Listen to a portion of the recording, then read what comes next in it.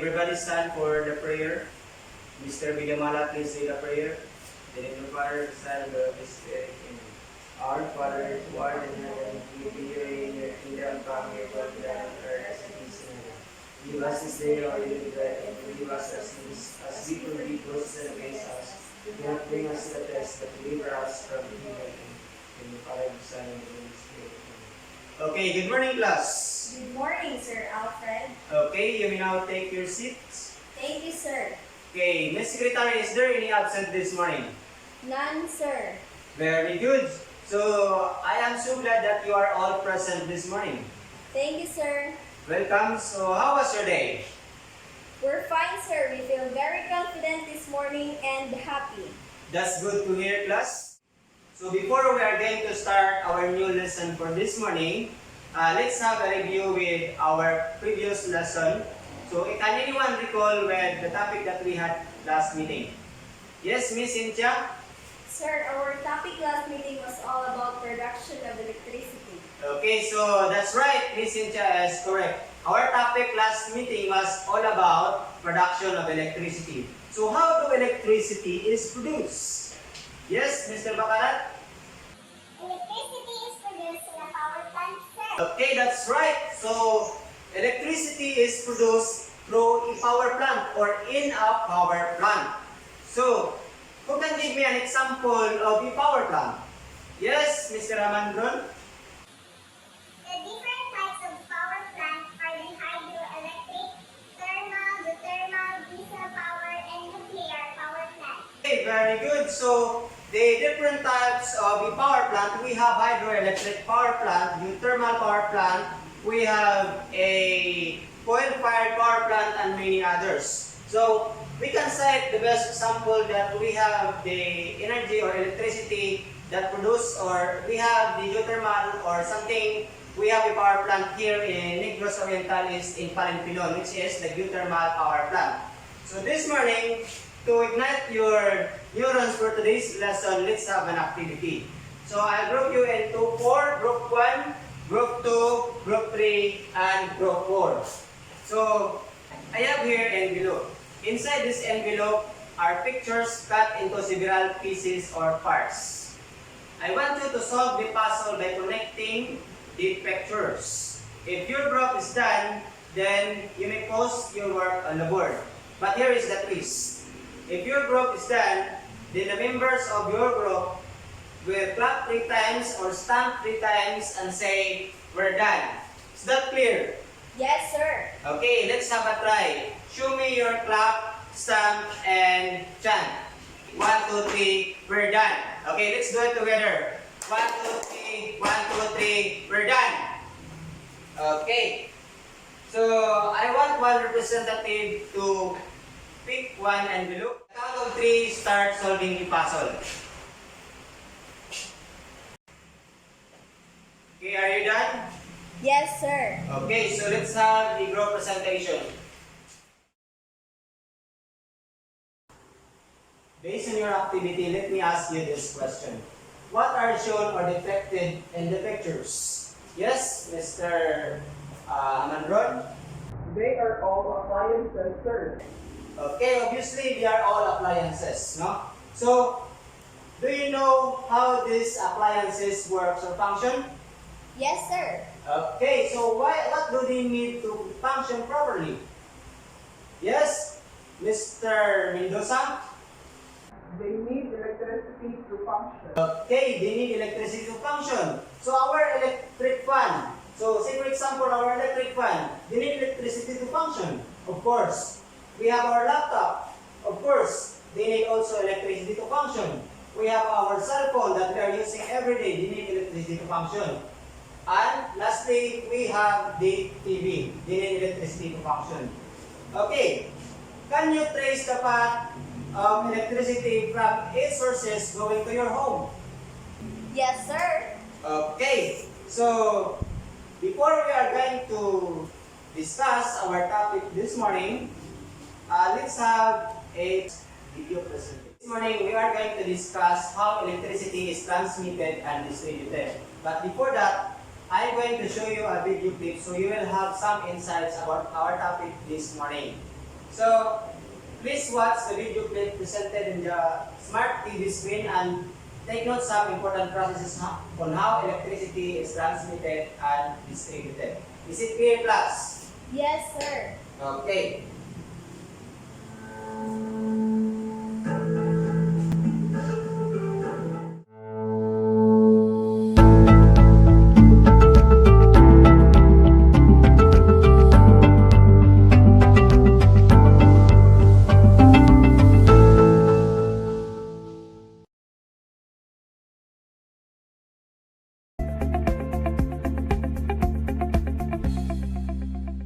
The electrical grid.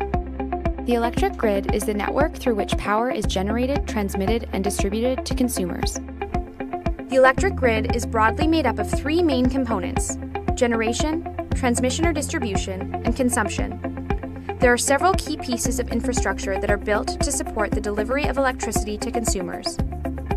It is comprised of these components: generating plants, where electricity is produced; transmission lines, infrastructure that allows electricity to be transported over long distances; substations, where electricity voltage is increased or decreased; transformers, the mechanisms that actually increase or decrease the electricity voltage; distribution lines, infrastructure similar to transmission lines but for lower voltages of electricity. The grid was created to solve the problem of geographic separation between electricity production and consumption. Electricity is often produced far from where it is used, so infrastructure needs to be built to connect the two. Prior to the invention of the modern grid, electricity producers each developed their own distribution systems for delivering electricity to customers. This system was costly and often led to underused infrastructure and wasted electricity. The modern grid was invented to allow various producers to share infrastructure for production and distribution, which led to increased reliability and lower costs. So how exactly does the grid work? After electricity is generated, the voltage is stepped up at a substation.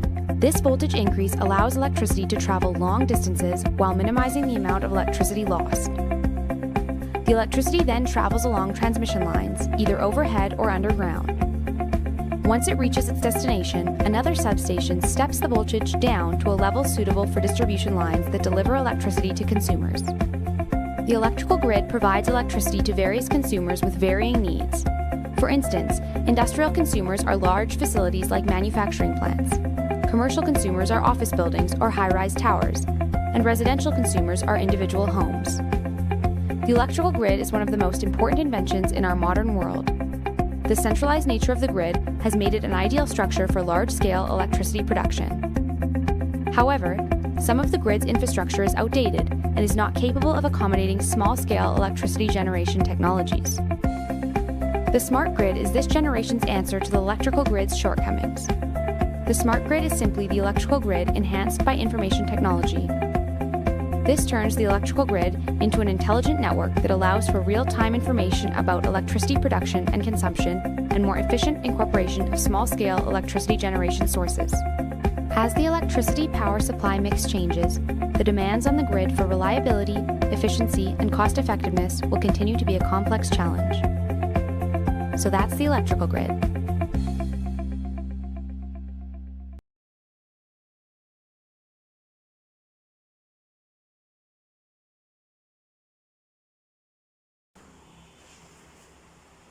Okay, based on the video, what have you understand?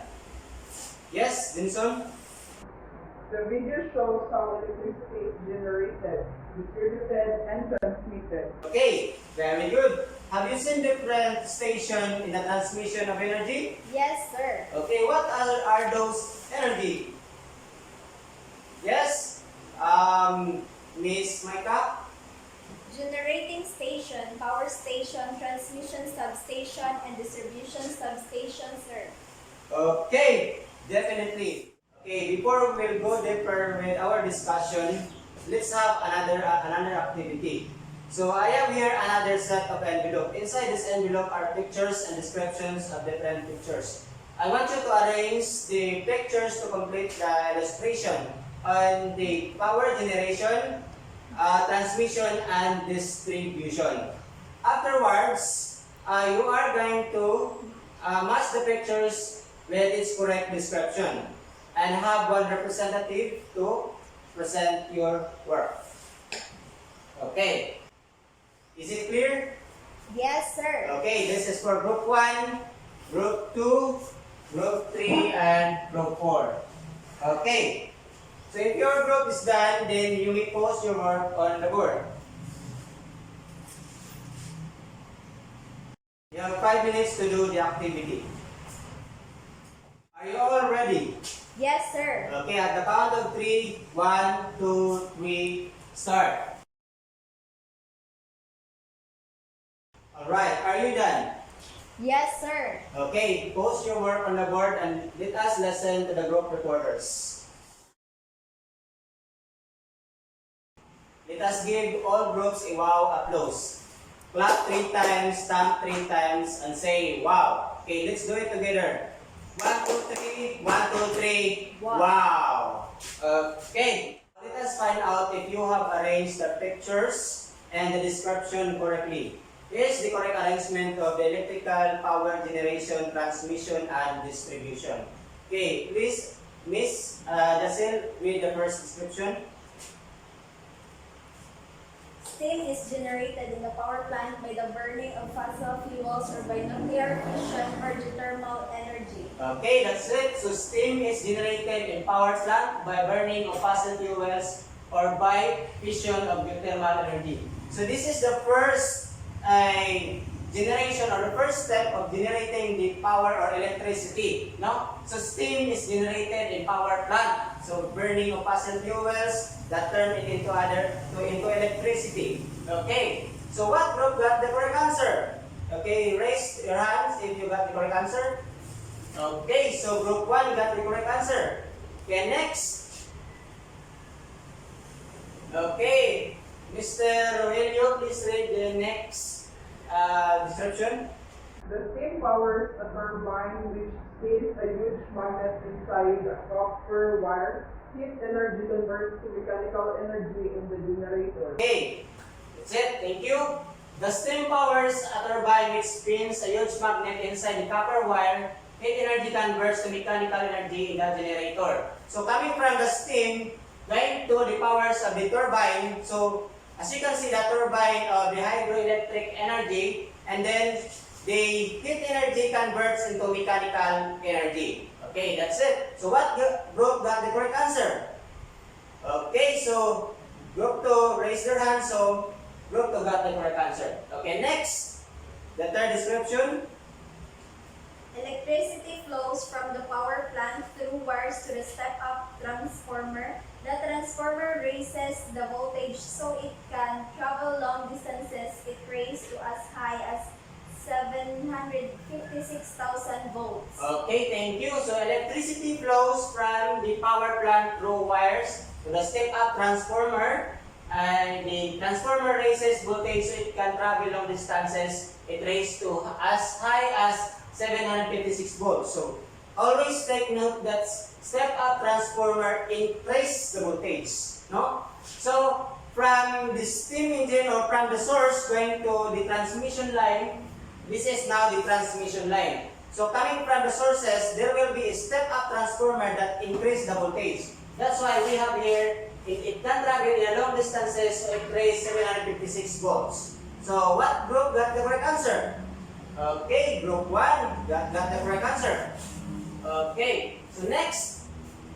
The electric current then runs through the power lines to the substation transformer where voltage is lowered to between 2,000 and 13,000 volts. Okay, the electric current then runs through the power lines to the substation transformer where voltage is lowered to between 2,000 and 13,000 volts. So in this time, there will be, coming from the transmission line going to the substation. So there will be a step-down transformer that lowers the voltage. As you can see, in the transmission lines, there will be a step-up transformer which raises the voltage for about 25,000 volts. Then, going to the substation lines, there will be a decrease of the voltage. As you can see, between 2,000 and 13,000 volts. So there will be a step-down transformer that lowers the voltage. So what group got the correct answer?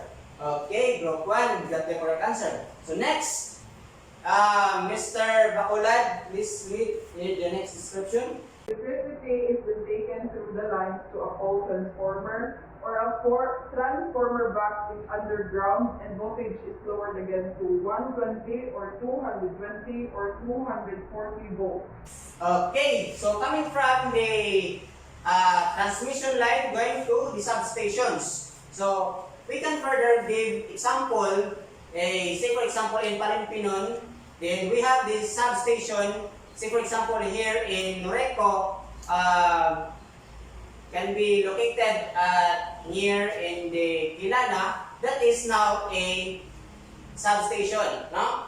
So electricity is then taken through the lines to the pole transformer or transformer box is underground, and voltage is lowered again to 120 or 220 or 240 volts. Okay, so as you can see, if you have seen a box transformer as you roam or as you walk near the pole, and then you can see the transformer, that is a step-down transformer. And take note, it's not always the electricity or the lines of the electricity is up. There will be also a electricity underground. Always take note that one.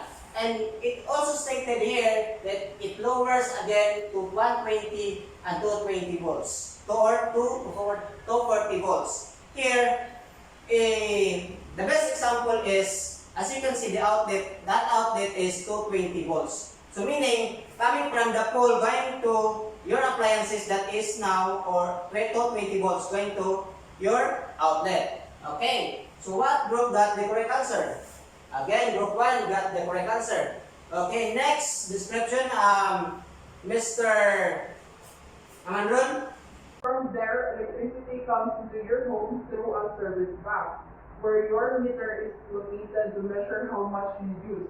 Wires take electricity around your home, powering your lights and all your other appliances. Okay, from there, electricity comes into your home through a service box, where your meter is located to measure how much you use. Wires take electricity around your home, powering your lights and all other appliances. Now, coming from the pole, then there will be a step-down transformer, as I had said a while ago, 220 volts, that is in your outlet. So, there will be a step-down transformer that lower the electricity that coming into your home. So, stated that where your meter is located. Of course, there is a meter that reads how much electricity you have consumed or in a 1 month. So that's it. So if there is no meter, then it's impossible for you to pay a bill in every time or every month. Okay. Next, so that is the last. Does all group got the correct answer? Yes, sir. Okay, very good. So those are the path of electricity from the generating station, the transmission station, and the residential areas. Now, I want you to analyze your group illustration.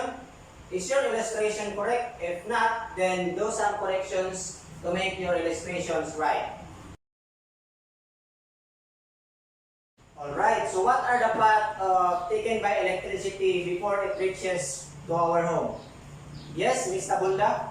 Electricity is produced in the power plant, transmitted at high current and voltage in transmission substation, passed through the distribution substation, then finally distributed to business and residential areas. Okay, very good. So, did you understand? Yes, sir. Okay, shall we proceed? Yes, sir. Okay, to test if you really understand our topic this morning, this time I want you to make a diorama making showing electricity generation, distribution, and also the transmission. Okay, here are the instructions. I will provide you the materials such as the styrofoam, yarn, and the pictures. Okay, out of these materials, you are going to make a diorama showing the electricity transmission, generation, and going to distribution. Okay, you may refer this activity in your activity 1. Okay, you may select 2 representatives in your group to present, and then I will give you 5 minutes to do the activity and 2 minutes for the explanation. Before you are going to do your activity, let me present first my rubrics for grading your outputs. Okay, so here, rubrics for grading your output: knowledge 30%, appearance 20%, organization 15%, content facts 25%, group participation 10%, a total of 100%. Is my instruction clear, class? Yes, sir. Okay, so start doing your activity. Are you done? Yes, sir. Okay, group 1, present your work and explain your work.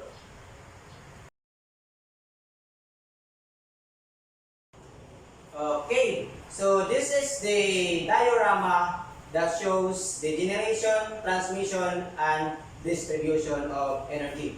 Okay, do you want to know your score? Yes, sir. Okay, group 1 we have 95. Group 2 got 93.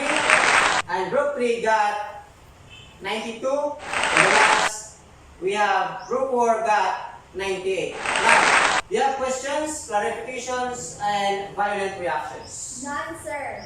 Okay, how do you value electricity? Sir, Yes, Ms. Tabunda? we value electricity by turning it off when not in use. Okay, very good. So, if we are going to extract the root word of our topic, which is the transmission and distribution, what do you think that would be? Yes, Miss Kalaukaw? Sir, by sharing the electricity to the other consumers. Okay, yes. So that is a sense of generosity. So that would be the values that we can get, no? When we transmit, we share. When we distribute, we share. So meaning, we become generous to the heart and mind of the other people. Am I correct, class? Yes, sir. Okay, that's it. Okay, what are the different stations in the transmission of energy? Yes, Miss Toroy? The source, transmission line, substation, and home. Okay, that's it. So, can you describe the electrical transmission, distribution going to residential areas? Yes, sir. Okay, so can you trace the path taken by the electricity from generating station, transmission, and going to the community? Yes, sir. Okay, so who can give me or who can trace the path of electricity coming from the source going to the home? Yes, Miss Kalaukaw? Sir, coming from power plant, step-up transformer, transmission substation, distribution substation, transformer again, going to the home. Okay, definitely, very good. So, again, do you have questions, clarifications, and violent reaction, class? None, sir. Okay, so this time, I want you to, let's have a short quiz. So, I have here a answer sheet. Okay. Okay, are you done? Yes, sir. Okay. Pass all your answer sheets. I'll be the one to check all your papers. Again, do you have any clarification, questions, and clarifications? None, sir. Okay, so for your assignment, so how is the cost of electrical energy consumption computed? Refer this in your science module on page 332 to 283. Write your answer in your science journal. Okay, is it clear, class? Yes, sir. Okay, let's call it a day, class. Everybody stand for the prayer. Okay, Mr. Villamala again, please lead a prayer. Father, Son, Holy Spirit, amen. All for day, oh my Jesus, all for day. Amen. Okay, goodbye class. Goodbye and thank you, sirs. See you next time around.